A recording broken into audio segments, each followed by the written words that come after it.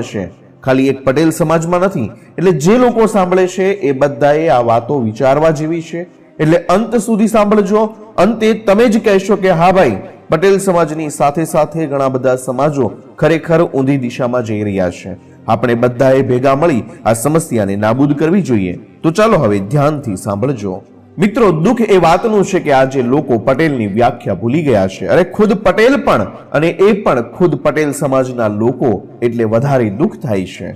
પટેલ એટલે પથ્થર માથે પાટું મારી પાણી કાઢે, અરે કચ્છની સૂકી ધરતીને લીલીછમ કરે, જે ચાલે તો છાતીના બટન તૂટે, રોટલાનો અડધો રોટલો કરી બીજાને ખવડાવે. ઘરે ઘરે અતિથિ દેવો ભાવના સંસ્કાર હોય, દીકરીના ઘરનું પાણી ન ખપે એવી સમજણ હોય. ક્યાંક 2 ગામ તો ક્યાંક 22 તો ક્યાંક 52 ગામનો ધણી હોય, જ્યાં તેની હાક સંભળાતી હોય, જ્યાં સ્કૂલો કોલેજો બંધાવાતી હોય, સમૂહ લગ્નો કરાવાતા હોય, ખિસ્સામાં 10 રૂપિયા ન હોય પણ 100 ગામ જમાડવાની તાકાત હોય, જેના વિચારોની અને સમજણ શક્તિની વાતો ગામે ગામે થતી હોય, એવો મારો પટેલ સમાજ જ્ઞાની કહેવાતો. જો સમજણ આપે તો સંત સમાન લાગે, જો જતું કરે તો ત્યાગી સમાન હોય, બ્રહ્મચર્યનું પાલન કરે અને બેન દીકરીના આંસુ લૂછતો હોય ત્યારે તે એક વૈરાગી હોય. આજે આજ પટેલ સમાજ અજ્ઞાની બન્યો છે, ગેરસમજ, વટ અને અહમનો ભોગ બન્યો છે.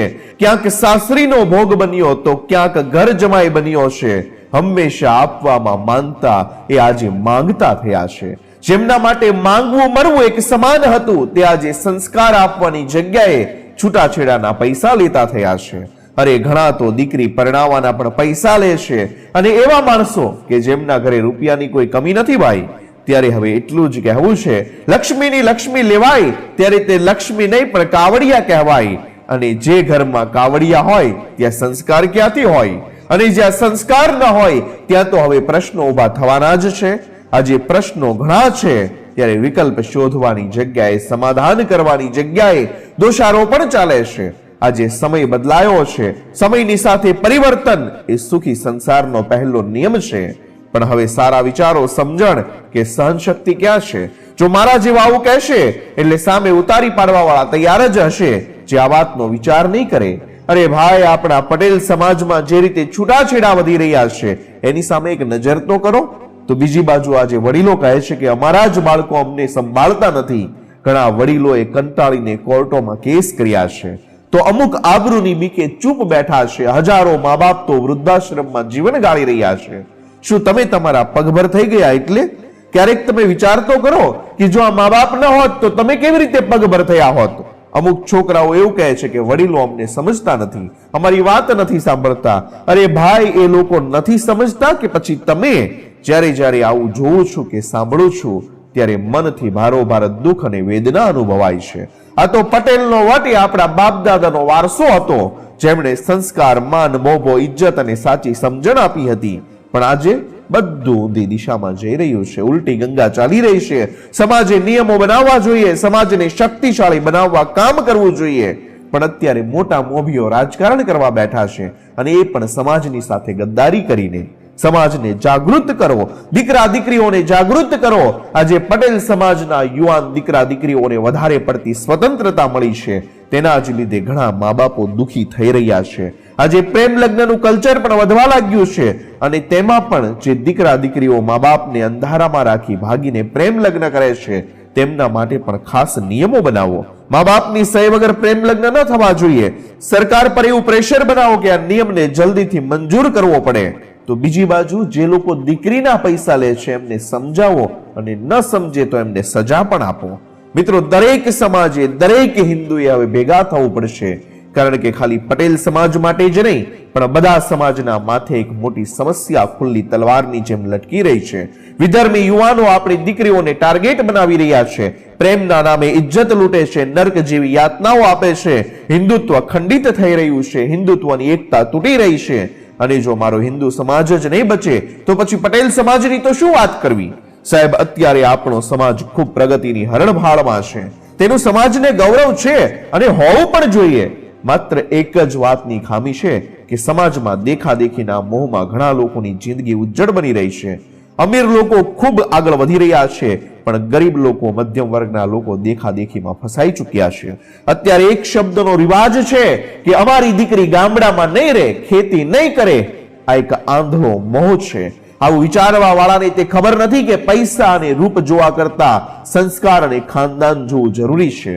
તમામ કરોડપતિ લોકો શું સર્વગુણ સંપન્ન હોય? કુસંગ અને વ્યસન જેવી ઘણી બધી બાબતો કરોડપતિ બાપના નબીરામાં જોવા મળે છે. પણ ગામડામાં રહેતા મધ્યમ વર્ગના લોકો ભલે આર્થિક રીતે નબળા હશે, પણ દિલના સાચા હશે, લાગણીશીલ હશે, માયાળુ હશે. ભલે ટકનું લાવીને ખાતા હશે, પણ કોઈની દીકરીને પોતાના ઘરમાં દુખી નહીં કરે. ગરીબ હશે પણ કુસંસ્કારી નહીં હોય. અત્યારે તો ઘણા ખરા લોકો એવા પણ છે કે શહેરમાં મકાન લેવા માટે ગામડામાં રહેલી વડીલો પાર્જિત મિલકતને વેચી નાખતા પણ અચકાતા નથી. ઘણા એવી માંગણી કરે કે શહેરમાં ફ્લેટ હશે તો જ અમારી દીકરી તમારા ઘરે આપશું. અમુક લોકો તો મોંઘવારી અને કમાણીનું બહાનું કાઢતા હોય છે, પણ ખોટી જરૂરિયાત અને મોજશોખ વધી ગયા એ કોઈને દેખાતા નથી. કેટલા રૂપિયા તમે મોજશોખમાં વાપરો છો એનો હિસાબ તમે નથી રાખી શકતા. એક કડવી સચ્ચાઈ એ પણ છે કે શહેર કરતા ગામમાં રહીને જો મહેનત કરે તો પણ કમાણી સારી થઈ શકે છે. કારણ કે ખેતીની ઉપજમાંથી કેટલા ટકા રસોડા શહેરમાં ચાલે છે એ તમે અને હું બધા જ જાણીએ છીએ. અમુક લોકોને એવો અહમ હતો કે ગામડામાં કોણ રહે, ત્યાં શું છે. એ લોકો જ કોરોનામાં સૌથી પહેલા ગામડે દોડતા થયા હતા. ભાઈ, બીક પાછળ હોય ને ત્યારે આપણું વતન જ તમને સંગ્રહ કરે. અમુક લોકો ભણતરનું બાનું કાઢે તો ગામની સરકારી શાળામાં ભણીને કલેક્ટર, ડોક્ટર થયેલા લોકો પણ અમે જોયા છે. ઇન્ટરનેશનલ સ્કૂલમાં ભણીને રખડતા પણ છે અત્યારે એવા છોકરાઓ કે જે સારી સ્કૂલોમાં ભણ્યા છે, ઇંગ્લિશ મીડિયમમાં ભણ્યા છે, પણ અત્યારે કામ ધંધો નથી એમની પાસે.